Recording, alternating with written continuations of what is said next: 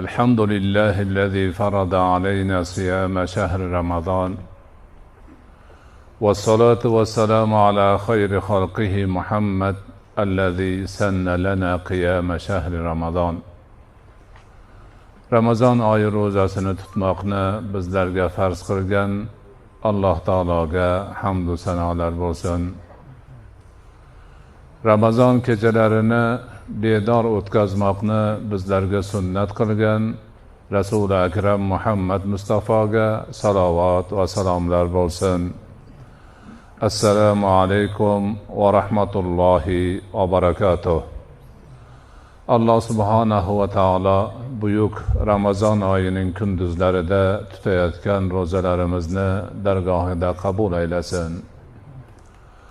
Bu ro'zalarimizni qiyomat kuni bizlarning barchamizga shafoatchi bo'lishini nasib etsin. Ramazon oyini kechalarida bedor bo'lib, xatmi Qur'on qilib, tarovih namozida o'qiyotgan Qur'on xatmlarimizni bu dunyoda barchamizga hidoyatchi qilib, oxiratda qo'limizdan ushlab jannatga olib kiradigan shafoatchi bo'lishini nasib etsin. Azizlar, hech qanday mubolag'asiz aytishimiz mumkinki, hozirgi lahzada butun dunyoda sizlardan baxtli odam yo'q. Chunki bugun kunduzi bilan ro'za tutib, Allohning eng buyuk ibodatini ado etdingiz. Hozir esa kechasida bedor bo'lib, har qanday rohat farog'atni tark qilib, har qanday o'yin kulkidan judo bo'lib, yolg'iz Allohning o'zining roziligi uchun Allohni uyiga kelib, Allohning kalomini tarovih namozida xatm qilishda ishtirok qilib turibsizlar. Oddiy aql bilan o'ylab ko'raylik, sizlardan baxtli odam bo'lishi mumkinmi? Yo'q. Bo'lsa, sizchalik bo'ladi. Boshqa masjidlarda xuddi sizga o'xshab ixlos bilan kunduzi ro'zani tutib, kechasi bu shaklda bir xatm qilayotgan bo'lsa, ana shular bo'ladi.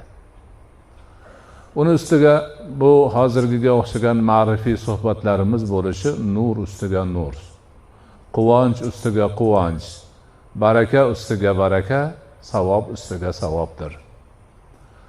Bu yilgi suhbatlarimizni Allohning zikri ila qalblar orom topur deb Qur'oni Karimni iborasidan iqtibos qilib olib nomladik. Bunda Allohning zikrini fazilati, uslublari, unga bog'liq ilmlarni qo'ldan kelganicha ko'pchilikka moslagan holda oson yo'l bilan taqdim qilish niyatimiz bor. Haqiqatan inson qalbini pokligi bilan Allohning zikri ila orom topadigan darajaga yetishi bilan baxtlidir, saodatlidir. Inson nomini ko'tarib yurganlar ko'p, lekin hammaning qalbi Allohning zikri bilan orom topmas.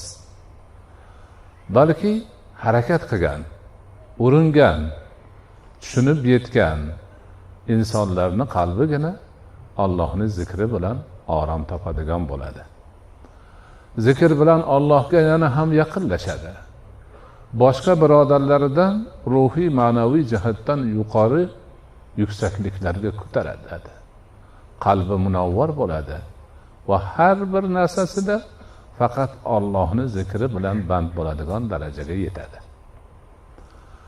Albatta bu shakldagi suhbatlarda nihoyatda ehtiyot bo'lish kerak. Chunki ba'zi bir odamlar zikr, uni fazilatidagi kelgan oyatlar, hadislarni, ma'nolari, targ'ibotlarni eshitib bir oz noto'g'ri tushunchalarga borib qolishlari mumkin.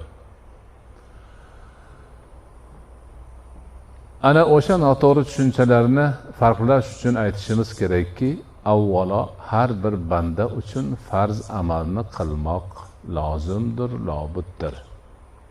Uni qilmasa gunoh bo'ladi. Misol uchun namoz o'qimoq. 5 vaqt namozni, farz namozlarni o'qimoq demak bu dinni ustuni. Buni qilish kerak. Roza tutish ham shu, zakot berish ham shu, hajga borish ham o'zini shartlari bilan farz, vojib, sunnat amallar barchaga barobar. Uni qilmasa gunoh bo'ladi. Ana o'sha borada kelgan targ'ib qiluvchi oyatlar, hadislar buni hammasini bayonini qilgan. Ana o'shani namozni qanday o'qishlikni, ro'zani qanday tutishlikni, farzini ado etish ma'nosida, hajni qanday qilish, zakotni qanday berishni fiqh ilmi o'rgatadi, shariat. Shariat o'rgatadi hammaga. Ana undan keyin yana undan ham yuksaklikka ko'taraman desa, inson endi ana u zikr yo'liga o'tadi, tariqat yo'liga o'tadi. Buni tushunish uchun men bir misol keltiraman. Mana hammamiz alhamdulillah Alloh bizga buyuk baxt berib namoz o'qiyapmiz. Namozda tahoratni qanday qilish, u namozga niyatni qanday qilish, qiblaga qanday yuzlanish, takbirni qanday aytish, qiroatni qanday qilish, ruku, sujud, qa'dalarni, ularda o'qiladigan duolarni hammasini fiqh ilmi o'rgatadi. Hammasi o'rgatadi. Ana o'sha vaqtida shu farz, vojib yoki sunnat namozni to'la o'qiganlik va qabul bo'lganlik xulosasini qanday chiqaradi desa, fuqaholar aytadiki, bir odam namozini o'qib, ikki tarafiga salom bergandan keyin, "Ay birodar, siz hozir qaysi namozni o'qidingiz?" desa, "Xuftonning 4 rakat farzini o'qidim" desa, namozi qabul. Chunki shu turibdi esida. Ehtimol namoz vaqtida xayoli bozorga ketib qolgan. Yana nimadir bir narsa oriz bo'lgan. Lekin xayoli joyidagi namozining qabul bo'lishiga yetadigan eng oz nuqta haligi gap. Nima qilyapsan desa, hech to'xtamasdan peshinni 4 rakat sunnatini o'qidim yoki farzini o'qidim, palonni o'qidim desa, namozi qabul. Ana bandalik burchini ado etgan bo'ladi, tarki farz yoki vojib qilmagan bo'ladi, unga va'da berilgan ajr savoblarni olinadi. Endi tariqat ana shu namozni o'qiganda haligi darajadan yuqoriroq bo'lib, butun vujudi bilan berilib, hayoliga bozor ham kelmay, bola chaqa ham kelmasdan faqat Allohni ko'rib turgandek, unga qodir bo'lmasa Alloh uni ko'rib turgandek darajada o'qishga harakat qilishni tariqat o'rganadi. Shuning uchun avval shariat, keyin tariqat degani shu. Avval ana u tarafini qilib qo'yish kerak. Undan keyin buni qilsa darajasi ko'tariladi. Qilmasa darajasi ko'tarilmay turaveradi. Har kimning o'zini ixtiyorida bu yog'i. Ammo haligi tarafni hamma qilish kerak. Musulmonmi? Balog'atga yetdimi? Bo'ldimi? Demak uni bajarish kerak. Bu yog'ini xohlagan odamlar qiladi. Ana o'sha demak me'yorni biz doim yodimizda tutishimiz kerak. Zikrda undoq gap bor, zikrda bundoq gap bor desa, adashib ketib, uni qilmay qo'yib, mana uni qilib qo'ysak bo'lar ekan demaslik kerak. Misol uchun, hadis shariflarda keladiki, tasbih aytish mizonni, tarozini yarmini to'ldiradi. Hamd aytish tarozini hammasini to'ldiradi. Takbir aytish esa osmon bilan yerni orasini to'ldiradi deyiladi. Savobga to'ldiradi. Demak, bir odam Allohu akbar desa ixlos bilan, qiyomatda amallarni tortiradigan tarozini yarmi savobga to'lar ekan haligi odamlik. Alhamdulillah desa tarozini hammasi to'lar ekan. Allohu akbar desa, endi tarozi ham qolib, osmon va yerni hammasi savobga to'lar ekan. Lekin bu kimniki? Haligi farzini ato qilib qo'ygan odamniki. Namozni o'qimay, tahorat qilmay, yurib Allohu akbar deb qilsa tarozi to'lavermaydi. Farzni, vojibni hamma yo'g'ini qilib qo'yib, keyin qilsa yana keyin mana bu hadisga to'g'ri keladi. Mana shu narsani biz juda nozik narsa yaxshi tushunib olish kerak. Ba'zi bir dangasa tushunmagan odamlar shunaqa bitta yarimta hadisni chala ma'nosini teskari burib olib, biz ham umidimiz bor falonni qilyapmiz deyveradi. Lekin farz bor, vojib bor, boshqa shar'iy ahkomlar bor. Bularni demak haligidaqa tushunishimiz kerak bo'ladi. Ana o'sha ma'noda demak bu yog'ini qilib qo'ygan odamga alhamdulillah uni urinsa juda zo'r bo'ladi. Zikrni fazili to'g'risida mana hozir domlamiz qiroat qildi. Fazkuruni azkurkum vashkuruni va la takfurun. Ya'niki meni zikr qilinglar, men sizlarni zikr qilaman deyapti Alloh taolo. Ya'ni Alloh bir zarracha o'zini yaratgan kichkina zarrasini esga olishi bu qanday gap? Bu buyuk baxt bu. Ana boshqa bir hadisi qudusiyda Rasululloh akram alayhisolatu vassalom Alloh taoladan rivoyat qilgan hadis qudusida aytiladiki, bandam meni yolg'iz o'zi zikr qilsa, men uni yolg'iz o'zim zikr qilaman. Bandam meni ko'pchilik xaloyiq ichida zikr qilsa, men uni ko'pchiligidan yaxshiroq ko'pchilikni ichida zikr qilaman. Nima degani? Farishtalarning ichida degani. Ya'ni banda yolg'iz qolib Allohni zikr qilsa, Alloh ham u bandani yolg'iz qolib zikr qilar ekan.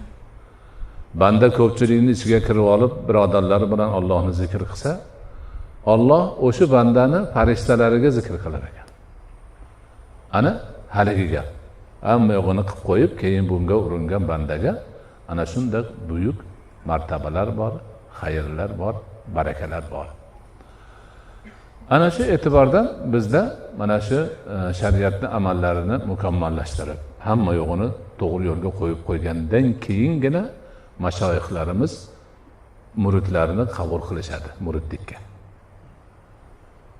Muridlikka qabul qilishda avval tavbani qilishadi. Sidqi dildan tavba qilasan. O'tgan barcha gunohlardan Allohdan kechirim so'raysan. Ikkinchi qayta qilmaslikka nima va'da berasan deb tavbani qilib turib, keyin birinchi ko'proq beradigan vazifalari istig'for bo'ladi. Alloh taolodan mag'firat so'rash. Bu astag'firulloh deb til bilan, dil bilan, butun vujud bilan iymon, e'tiqod asosida zikrni davom ettirish orqali yuzaga keladi. Astag'firullohni to'xtovsiz juda ko'p aytishni mashoyixlar tavsiya qiladilar. Buni fiqh zohir, fiqhdagi tahoratni o'rniga qalbni tahorati uchun kerak deydi. Namoz o'qish uchun tahorat farz.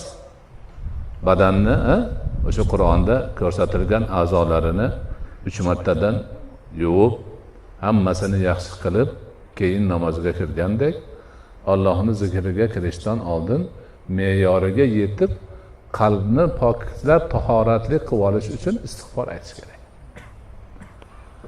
Istig'for, astag'firullohni ahliga aytganimizdek til bilan, dil bilan, butun vujud bilan, o'ta ishonch bilan aytish orqali qalbni demak kiri ketadi. Qalb tozalanadi. Zotan qalbni kiri gunohlar bilan yig'iladi. Hadis shariflarda bor, bir odam bir gunoh qildi, kichkina gunoh qildi. Qalbida bitta qora dog' paydo bo'ladi. Yana qilsa, haligi dog' 2 ta bo'ladi. 3 ta bo'ladi, 4 ta bo'ladi.